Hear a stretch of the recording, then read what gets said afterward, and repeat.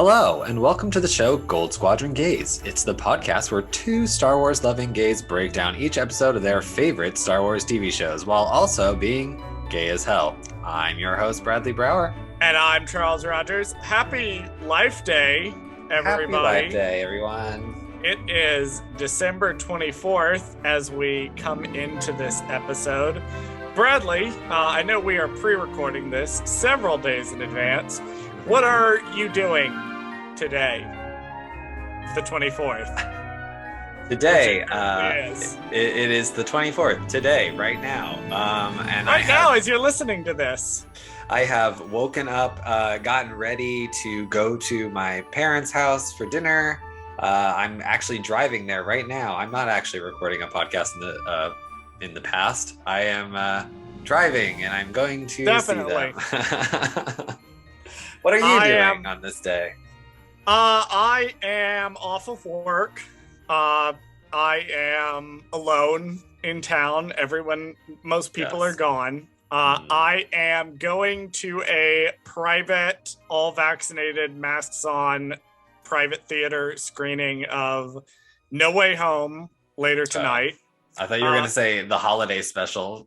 I was like, whoa. I mean, if I had my way, I would be seeing the Star Wars holiday special, the original one with the original one. No, in it. Of course. But no, I think this is going to be the new holiday special. Is No Way Home. I think for everybody. This is the Spider-Man No Way Home is the new Star Wars movie. This is Kevin Feige's secret Star Wars movie that he's been producing. Well, I can tell you, as of today, I've already seen the movie. And it was great. It was amazing. Tom Holland and Andrew Garfield and Tobey Maguire all make out. It's amazing. You guys are gonna love it. Oh, wonderful! All I've wanted is to see Andrew Garfield and Tobey Maguire fight over Tom Holland, like two tops fighting over a bottom. Perfect. It's the movie that I truly wanted to see, and I'm so glad that Kevin Feige is providing this for us. Also, Willem Dafoe is there for some reason. I'm not going to complain. Willem Dafoe is strangely attractive in a weird way. We won't unpack. We don't have time to unpack that. This is a bonus. Of course episode. not. Let's talk about the Star Wars Lego Holiday Special before I reveal too much about my thoughts that I might have about older men actors.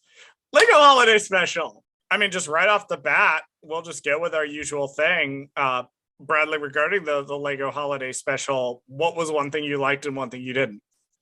One thing I loved was, actually, I kind of have two things that I liked, but I'll stick with one. Well, the one main thing that I love about this holiday special, this Lego holiday special, is Palpatine.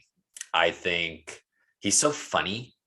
Like I can only compare it to the Robot Chicken version of Palpatine. Yeah, it's very reminiscent of that. Just obviously not as crass, I'm sure, right. as the Robot Chicken one is. But he's so funny in this. I don't know why. He's such a camp archetype, just in general. When you translate him over to this and just dial that up to 11, it works so well. I really like it. Trevor Duvall is the gentleman who voices Emperor Palpatine, who also voiced him in Terrifying Tales. It's the same guy. Voicing him. I like that. And I think he's funny. He is campy. It reminds me a lot of the other character from Terrifying Tales, the Sith guy. I forget his name.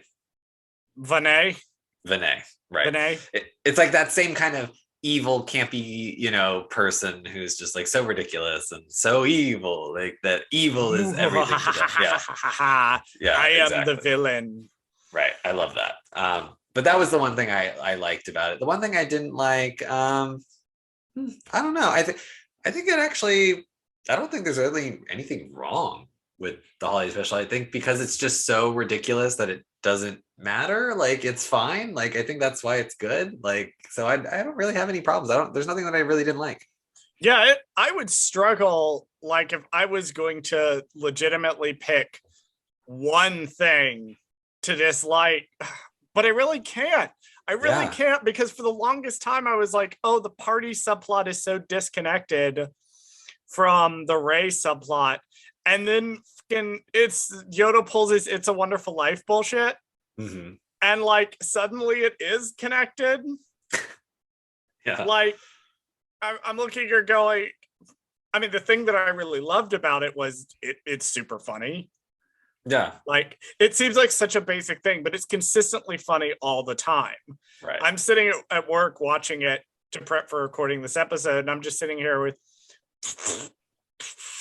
trying to hold in my laughter. Right. Like, but also one thing that really shocked me was how good the lightsaber fights in it are.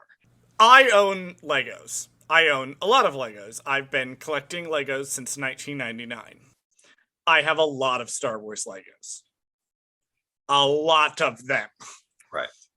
This is the kind of shit that I would have pulled in the early aughts when I was still young enough to set them up a lot. Like I still set up Lego battles because I didn't invest thousands of dollars in Legos to not have giant Lego battles occasionally. But this is the kind of thing that when I was a kid, I would have done. Like it's this barely justified sort of, let's just throw all literally the bit where they all come out of the portal onto Tatooine is like, this is exactly this is like dumping Legos out of the box. Right. And then setting them up to do this fight. I loved it. And then the like Rey versus Darth Vader and Luke versus Kylo Ren. These are some genuinely unironic, awesome lightsaber duels. Right. And then you have Rey or BB-8 when Kylo Ren is approaching with the lightsaber and BB-8 like flicks out the lighter. And I was like, that is so fucking cool. I mean, here's the thing. I think, well, one, they are just having fun with it, right? Like it's a lot of fun. But what I've realized what I don't like about this. What I don't like is that the Lego Holiday Special is some super smart kid's fantasy of how the Rise of Skywalker should have finished. Oh my God. I was going to bring this up. I was going to bring this up. That fucking the Lego Star Wars Holiday Special does things like Rey training Finn. And I'm like, where were you last movie? Yeah, it's like, this is like an unofficial fourth. You can do it now, but where was this last movie, guys? Right. I liked that it was equal opportunity in taking its jabs. Like it took jabs at all the eras. Mm-hmm. My favorite joke probably is the bit where Kylo Ren is like, yeah, he threw you down a reactor shaft and there's no coming back from that. Right. It's very self-aware. It's very self-aware. Very self-aware. Which I love it when Star Wars comedy likes that, get self-aware without being vicious. Mm-hmm. Like there is one line that's like, this is the worst thing since Jar Jar's Senate speech. And I kind of rolled my eyes a little bit because I'm like, right, that's a little mean. There were very few jokes that didn't land, and that was one of them. Yeah. That felt like something that was in there kind of like for older fans. Like you can make fun of the prequels without doing it in such a way that just feels like you're bashing on them. Like, I just, I'm anti making fun of Jar Jar. So I just, any kind of joke, like it's uncalled for. Okay. The Jar Jar jokes, the thing with the Jar Jar jokes is that they feel a lot harsher in hindsight. One, because they were driven the fuck home. If you're listening to this and you did not grow up in the prequel era, it was nothing but jokes for that era and then for years afterwards. Right. It was nothing but just vicious, savage mockery of this character. And learning what Ahmad Best went through, the fact that they're still throwing those jokes in there occasionally kind of makes me go, eh. And like sometimes it's done really well, like in the Clone Wars when there's that whole episode and C-3PO is basically a stand-in for OT fans that didn't like Jar Jar. The Bombad Jedi episode. And there's sometimes I'm like Aftermath, it took me a long time to understand why the Jar Jar stuff in Aftermath worked for me. Like for a long time, I didn't think it worked. And I realized the whole thing of everybody hates him, but children love him. And he's just happy to bring joy to children. That was a thing that I was like, okay, I see what Chuck Wendig was doing there. Like he was commenting on it that way. Well, hashtag justice for Jar Jar. So hashtag justice for Jar Jar. Let's go. I want to bring up, before we get too far ahead, I want to bring up the voice cast. Okay. Speaking of Trevor Duvall, who plays Emperor Palpatine, we're not going to go through the whole voice cast because it's pretty star-studded, honestly, as far as Star Wars voice actors go. But I just want to read up a few of these for you, Bradley.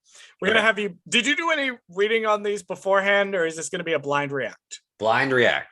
Blind react. Let's go. So notable ones. We obviously have Anthony Daniels as the voice of C-3PO. Classic. We have Billy D. Williams reprising his role as Lando Calrissian. Perfect. We have absolute goddess Kelly Marie Tran returning to voice Rose Tico. Interesting. We love that. Please keep collecting your checks from Disney. You have earned as many of them as you want. Exactly. At this point, we love to see her in things.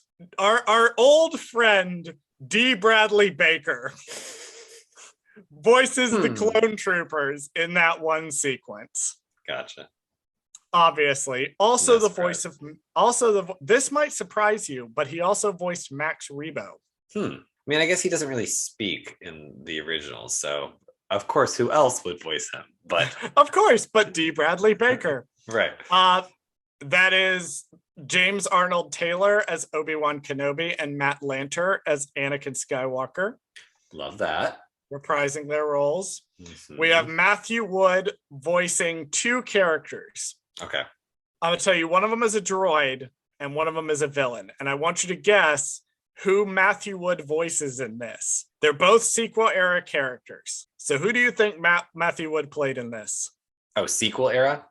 Sequel era characters. Okay. I was going to say, is he the Gonk droid or something? It's not the Gonk droid. Okay, let's see. Sequel. Droid wise, who am I missing? Sequel era. There's BB-8. There's BB-9E. Oh, Dio. Yes. So one of them is Dio. Okay. Matthew Wood voices Dio, who, side note, fucking hilarious and amazing in this. Who is the sequel era villain that Matthew Wood voiced? And here's another hint. He voiced the same character in Star Wars Resistance. Well, that's not a good hint because I don't like Resistance, nor have I really. And that's your fucking problem, and I don't care. If you'd watched Resistance, you would know. Who do we think Matthew Wood provided the villain voice for? Villains in Resistance. Well, it can't be Phasma because obviously that was Gwendolyn Christie. Yep. Goldar doesn't show up in this one, does he? Oh no, you mean Commander Pyre? No, he does not show up in this one. How many more villains are there in Resistance? It's really obvious. I'm going to tell you who Matthew Wood voices, and it's okay. Really, tell me. Really okay. He's the voice of Kylo Ren. Oh, well, I wasn't going that. I wasn't trying to go there. I was trying to go for obviously a different kind. Okay, interesting. Some other quick notable. That's Matt Sloan providing the voice of Darth Vader. You remember I told you a little bit about him back in our Terrifying Tales episode. He was Chad Vader on Chad Vader. Mm-hmm. And Lucasfilm basically that took off, and then Lucasfilm was like, here, voice him in The Force Unleashed and also everything else. So he basically does the Darth Vader voice when James Earl Jones doesn't. And then finally, I just want to point out that is Tom Kane as the voice of Qui-Gon Jinn and Yoda, also known as Yularen and Yoda from Clone Wars. And sadly, he has had to retire from voice acting after suffering a stroke, which is deeply unfortunate. But he voiced a lot of characters through Clone Wars and beyond through Star Wars. So this was one of the performances he did. He's actually he's reprising the voice of Yoda. Just a absolutely killer cast. Yeah. Oh, you want to hear a fun fact about him though? I don't know if this is accurate or not, but I'm looking at his credits, and apparently the last thing he did that is technically coming out or will come out is your favorite thing to talk about that I don't really care too much about, but you tell me all the time, and it's relevant in this conversation because it has to do with Legos, is the Lego Star Wars The Skywalker Saga voice video game something. Oh, shit. So he does a couple voices in there. See, I'm looking forward to that even more now. I'm looking forward to. I've told Bradley that we're going on like a 2-3 week hiatus when that game comes out. I'm taking time off work. You will not see me. You will not hear from me. I will not exist. Mm-hmm. There was one more person that I looked at and I was like, oh, I can't believe that I forgot to mention her. And I'm pretty sure that is Griffin, who provides the voice for Maz Kanata.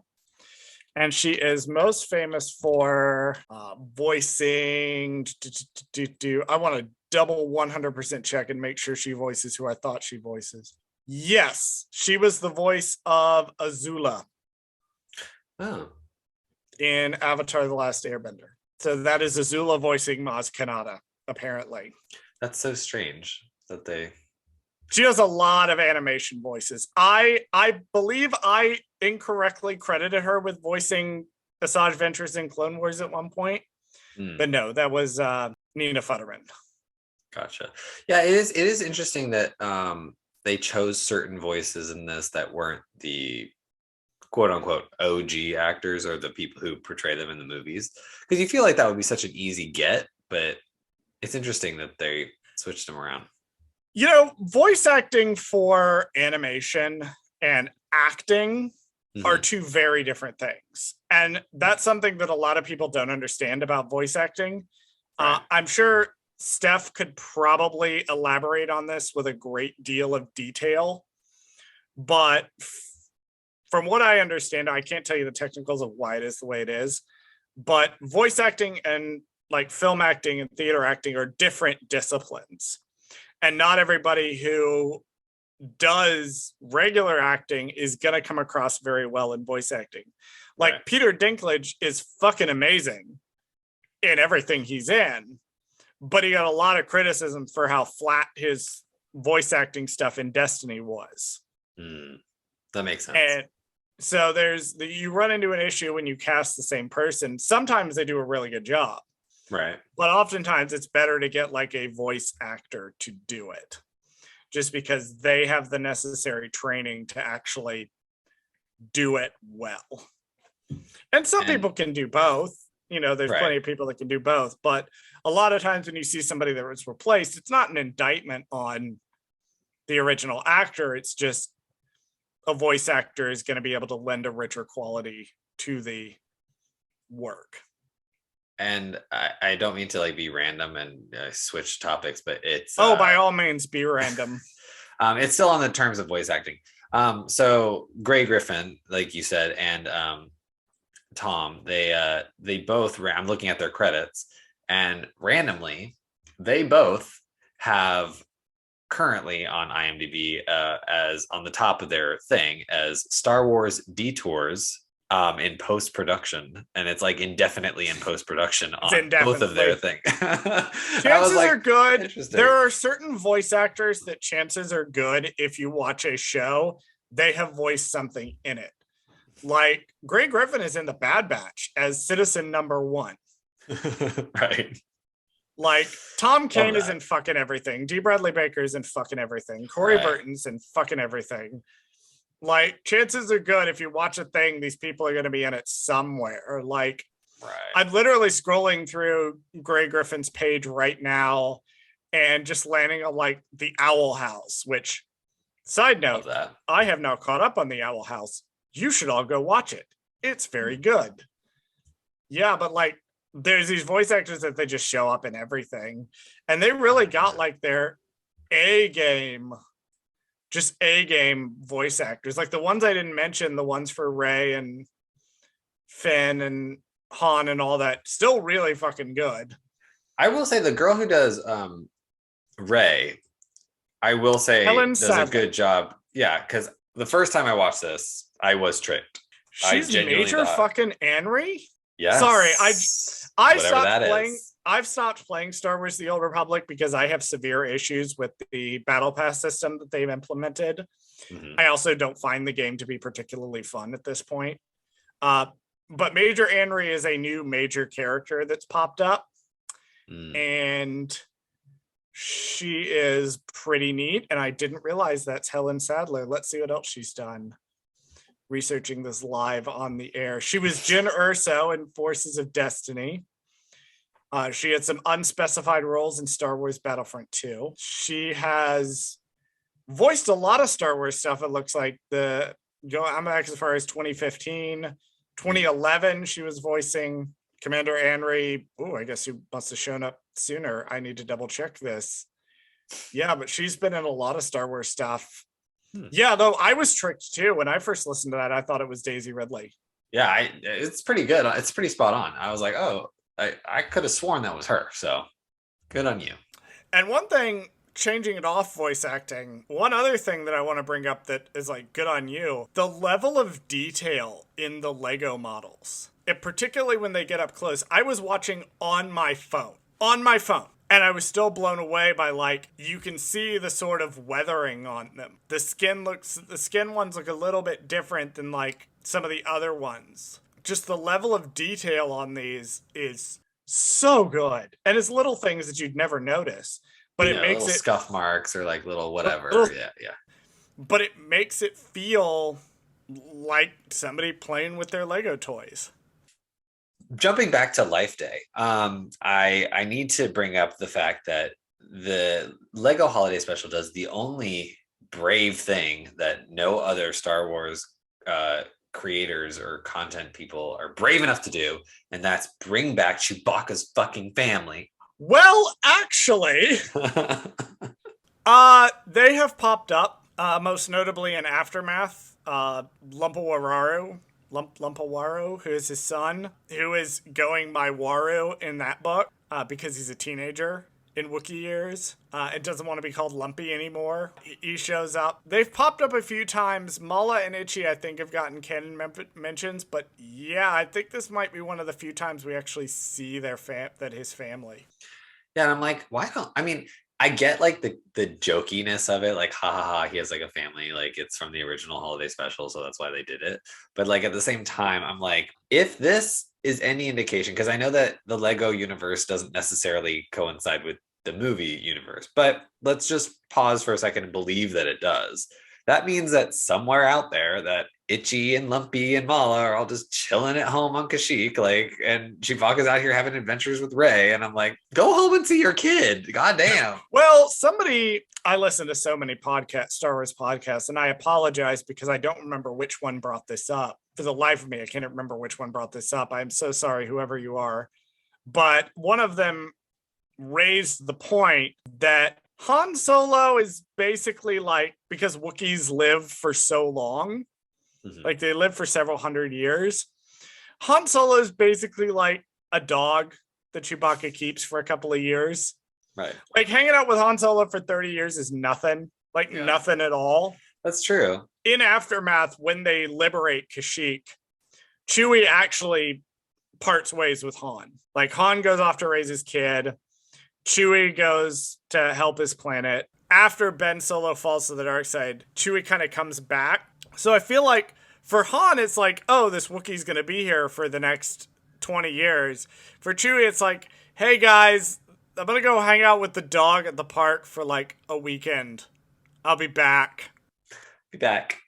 So for Rey, it's probably like, oh, I'm just off. I gotta take care of like a fucking kid or whatever. There's like a puppy. I have to make sure it gets to a good home. It'll just be another like day or two, and I'll be right back.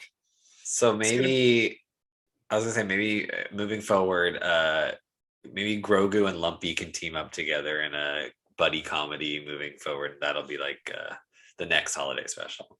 I would be 110% okay with Waru being in more stuff and showing up in like the Mandalorian cinematic universe stuff. I vaguely thought that maybe Lumpy like became a Jedi in Legends, but I've just checked his Wikipedia page while we're on the air.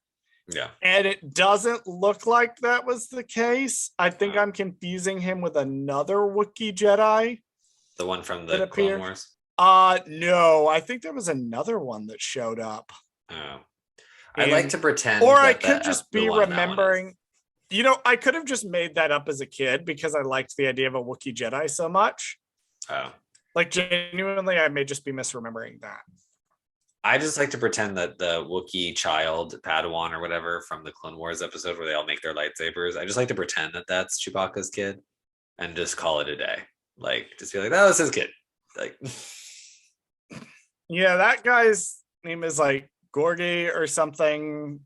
I mean, I know it's super racist for me to think that that's his kid, but like, it's right. All Wookiees do not look the same, Bradley. Well, I was gonna say more that they're all related, but they're not. Buryaga turns out to be like Chewbacca's cousin or something. Or Buryaga is Itchy, and Itchy is just Buryaga retired living under an assumed name. You have no idea who the fuck Buryaga is, so. Because, you know, they have children's books with lots of pretty pictures starring Buryaga, the Wookiee Jedi that you could write. Is that even too many words for you, Bradley? Speaking of legends, I want to bring up a thing that I'll be very curious if anyone else talks about this when they talk about the Lego Star Wars Holiday Special. Bradley, have you ever heard the term flow walking before? No. Flow walking, you want to hazard a guess what flow walking is? When you walk with a flowy attitude. So you're close. Okay. I will now quote from the Wikipedia article on flow walking from Legends. Okay. Flow walking was a rare force power used by the Ang-T monks. It was taught to Jacen Solo by the Ang-T, allowing him to view the past and future. When one used flow walking, they could alter the past and thereby change the course of the future. This power was used with great cautions because it had very few limitations on it.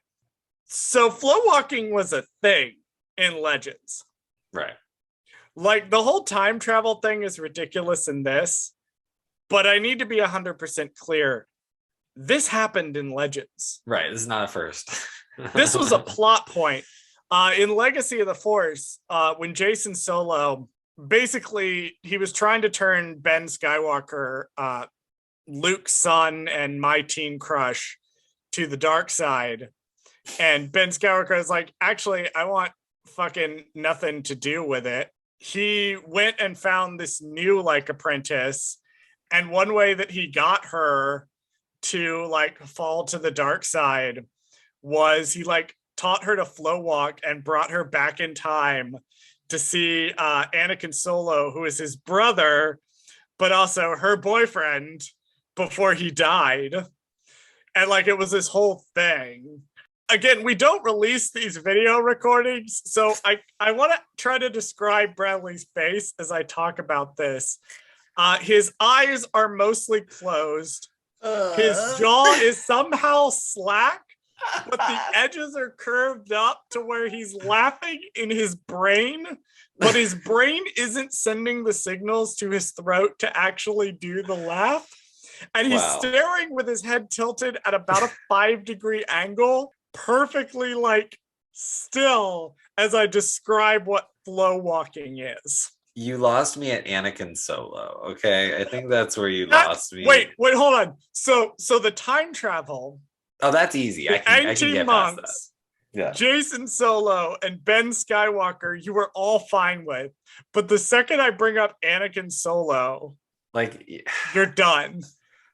There's something about like, it's not a very creative naming convention when all you're doing is just taking your father's first name and your grandfather's first name and then your mom's brother's first name. Like, you know what I mean? Like, it's like, why did they do that? Well, they couldn't come up with original names for all these people.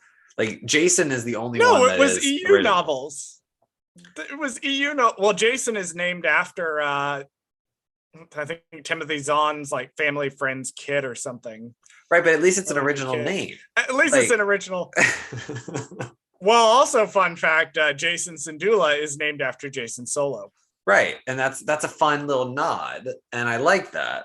But yeah. I don't like it when it's let's just add Solo to the end of a name. Like, let's add Anakin to the front of a name. I'm just realizing now, after doing that whole segment, I could have framed that as is this Legends or did I just make this up? You really could have. I really could have stolen RuPaul's Pod Race entire shtick and done is this Legends or did I just make it up? But no, I blew that because I had to see your face as I explained to you what flow walking is. And you could have totally done that too. You could have been like, hey, so I'm going to say something and you have to guess whether or not. Whether or not I am reading it from the page. Oh my goodness. Or whether or not I just made it up. Lord have mercy. Yep. This is. Oh man, I'm just realizing if we'd planned this episode instead of just doing it off the cuff. Yeah, but my overarching point is that the whole time travel thing and World Between Worlds, like the whole idea of going back to the past and altering it, that was a thing in the EU.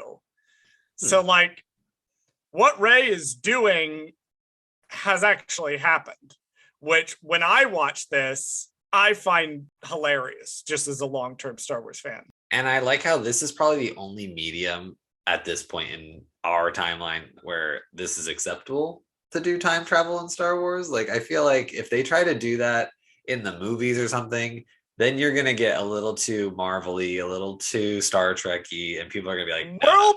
World Between Worlds sort of gets away with it because Ahsoka pretty nicely establishes what the rules are.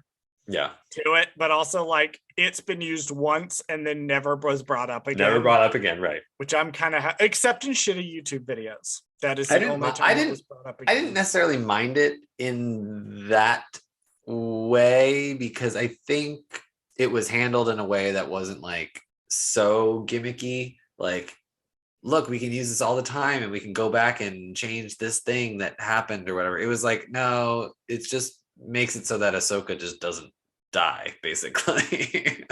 This is how we saved Ahsoka. Right, basically. Just explained away the character being alive forever. And then I was actually watching it. I was watching it with my boyfriend. We just finished Rebels.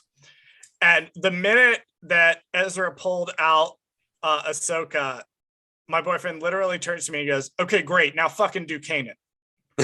Right. Go do Kanan right now. Like, what are you standing around for? You can pull people out. Go and get Kanan immediately. Right. Because he was very upset that Kanan died. Spoilers for Rebels, I guess. And right, I guess. Then Ezra was like, oh, I can save Kanan. And my boyfriend on the couch was like, yes, go do that now.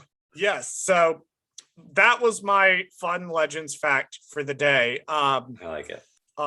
Also, Jason Solo flow walked back to the raid on the Jedi Temple, and he flow walked in the middle of 2 Jedi High Council meetings, which is really funny to me because, like, the way it sort of works is they're kind of aware that you're there. So I'm imagining the Jedi Council being like kind of how Rey was, where it's like, wait, who are you? Why are you here? Yeah. And now I'm thinking about it too. So theoretically, though, they could have made a hilarious Hitler joke here because they could have been like, if you go back in time and you kill baby Palpatine. Kill baby Palpatine. Kill baby Palpatine. It's like that whole scene from Avengers Endgame where it's like, what if we go back in time with baby Thanos and we just do that with Palpatine. Right. This whole bonus episode was basically an excuse for me to explain to Bradley what flow walking is and for me to watch the expression on his face. 100%. It was not about Life Day. It was not about the joys of Life Day. It was about me cornering my co-host on a Zoom call so I can explain to him in detail some time travel bullshit that I thought was fucking awesome when I was 16, and now at 31 I'm like, what the fuck was this? Bradley, do you have any final thoughts on the Lego Star Wars Holiday Special? You know what? I don't. I think there was one thing I did notice at the end. I think it was the disco ball at the end. I think it looks a lot like BB9E. So I don't know if there's something there, but Oh yeah, they hung up the first order BB unit. okay, that's what I thought. Okay, that's all. That's my final thought. I liked it. It was cute. Yeah. My final thought is it's well worth rewatching, even if you've already seen it. It's like Terrifying Tales. It's super funny. It's full of tons of sight gags. The actors are bringing their A game. The lightsaber duels are actually really quite badass. And Grogu is in it, and this is important. Yeah. So, as we mentioned on our Pink Milk episode, there was no episode on Monday when this airs because we took that off because I guess some holidays are happening.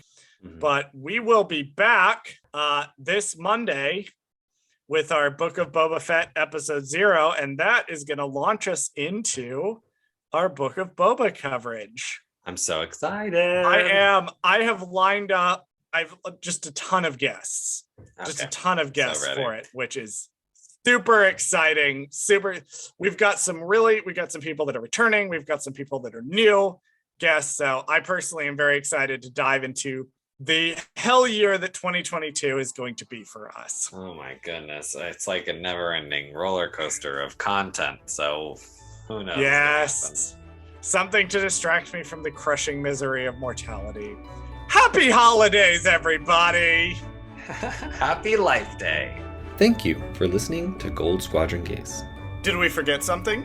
Email us at goldsquadrongays@gmail.com. You can follow us on Twitter at goldsquadgays, and you can follow us on Instagram and TikTok at goldsquadrongays.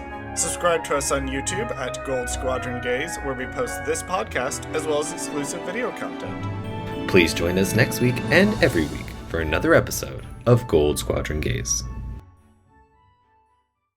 We just need to redo that whole intro. I don't know what happened there. I was going to go off on a tangent and we just needed to not. Okay. Let's not go there right now.